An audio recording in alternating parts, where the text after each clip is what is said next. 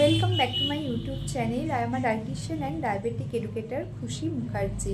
আজ যে বিষয়টা নিয়ে বলতে চলেছি সেটা হলো যে সারাদিন যদি টায়ার্ডনেস লাগে, টায়ার্ড ফিল হয়, মানে ক্লান্তি ফিল হয়, দুর্বলতা লাগে, মনে করুন এক্সারসাইজ করছেন সে সময় যেন মনে হচ্ছে শক্তিই পাচ্ছি না, হাত পায়ে ঝিনঝিন ধরছে, নামনেস লাগছে বা টিংলিং একটা সেন্সেশন লাগছে, মানে ঝিনঝিন ধরছে, তাহলে সেক্ষেত্রে কী কী ভিটামিনের ঘাটতির জন্য হয় বা এটা কেন হয়, এই নিয়ে থাকবে আজকে আমার টপিক।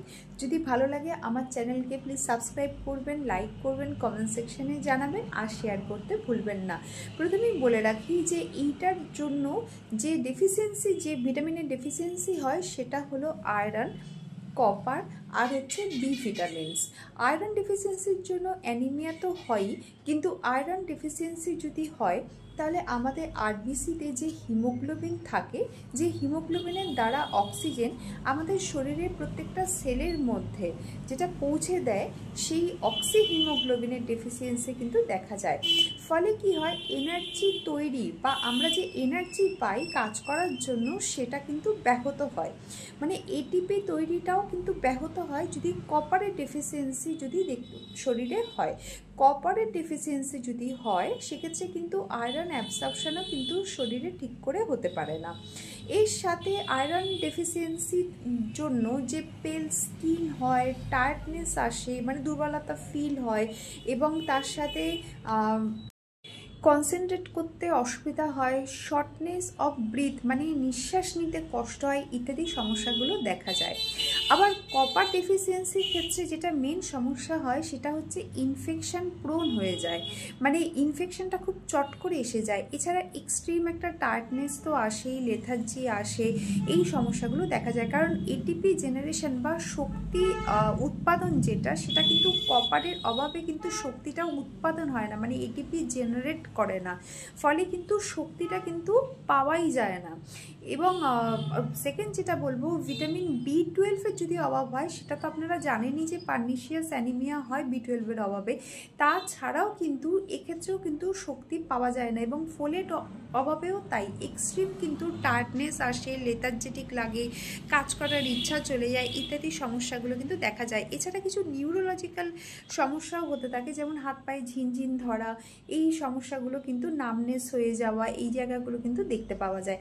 তাহলে টায়ার্ডনেস বা ক্লান্তি এই ব্যাপারটা যদি সারা দিন ধরে লাগে তাহলে খেয়াল করতে হবে যে বি ভিটামিন, বিশেষ করে ভিটামিন বি12, এছাড়া বি1, বি2, বি3 তো রয়েইছে, মানে থায়ামিন, নায়াসিন, রাইবোফ্লাভিন এগুলো তো আছেই, এবং এর সঙ্গে মেন যেটা সেটা হচ্ছে ভিটামিন বি12, তার সাথে ফোলেট এবং আয়রনের অভাবে একটা আয়রন ডেফিসিয়েন্সি, অ্যানিমিয়া তো একটা হয়ই, আয়রন অভাবেও কিন্তু শক্তির সমস্যা হয়ে থাকে সেটা, এবং কপার, এই কয়েকটা কিন্তু ভিটামিনস এবং মিনারেলসকে কিন্তু আপনারা অতি অবশ্যই ডেলি বেসিসে মানে রেগুলার কিন্তু রাখবেন এবং চাহিদাটা পূরণ করবেন, তাহলে দেখবেন এই টায়ার্ডনেস বা নার্ভনেসের জায়গাটা অনেকটা ঠিক হয়ে যাবে।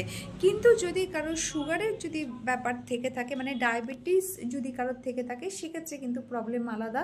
তাহলে ব্লাড সুগার লেভেলকে চেক করতে হবে, যদি ব্লাড সুগার লেভেল বেড়ে যায় তাহলে মেডিসিন আর ডায়েটকে সেই মতোভাবে অ্যাডজাস্ট করতে হবে, ডক্টরকে দেখাতে হবে, এবং ডায়েটও কিন্তু সেইভাবে ফলো করতে হবে। ডায়াবেটিসের ক্ষেত্রে কিন্তু এই জিনিসটা কিন্তু সম্পূর্ণ আলাদাভাবে মিটা হবে, সেক্ষেত্রে কিন্তু লো গ্লাইসেমিক লোডের কার্বোহাইড্রেট থাকবে, লাইফস্টাইল মডিফিকেশান করতে হবে, এবং তার সাথে সুগারের লেভেলকে কিন্তু কমাতে হবে, মানে HbA1c লেভেলটা কিন্তু অনেকটা কম হবে।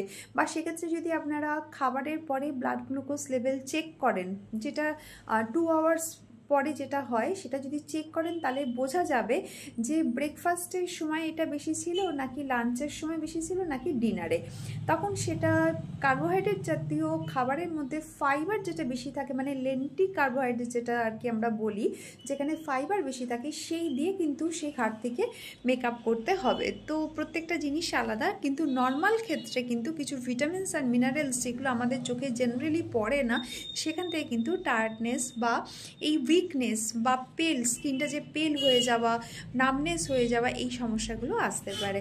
তো এই ছিল আজকে আমার টপিক। যদি ভালো লাগে অবশ্যই আমার চ্যানেলকে সাবস্ক্রাইব করবেন। পরবর্তী টাইমে আরও নতুন কিছু বিষয় নিয়ে আসতে চলেছি। Thank you.